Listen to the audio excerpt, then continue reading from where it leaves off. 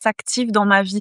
Quels sont les schémas, les pensées? Qu'est-ce qui tout ce qui associe, en fait. Parce qu'une fois qu'on a mis le doigt sur cette mémoire cellulaire, on peut prendre conscience de tout ce qu'elle régit dans notre vie, tout ce qui se passe à partir de cette mémoire cellulaire, puisque c'est la fondation, c'est notre identité profonde.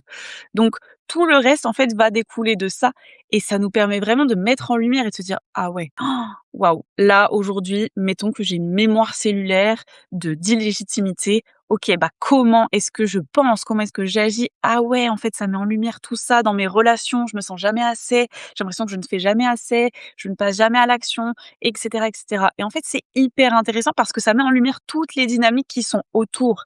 C'est pour ça que je vous quand je vous parle d'alignement intérieur, c'est vraiment ça aussi, c'est de mettre en lumière tout ce qu'il y a autour dans toutes les sphères de nos vies.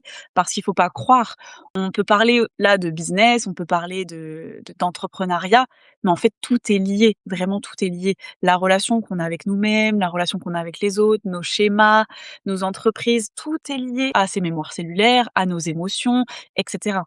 Donc c'est vraiment ça que je voulais, aussi partager parce que c'est fascinant et que c'est bien de conscientiser, c'est bien d'avoir la théorie, mais de l'expérimenter pour soi et de mettre en lumière tout ce que ça régit dans notre vie, c'est là où ça devient intéressant. Et ensuite, une fois qu'on a mis en lumière tout ça, qu'est-ce que j'en fais? Comment? Est-ce que j'ai envie de rester dans ces schémas-là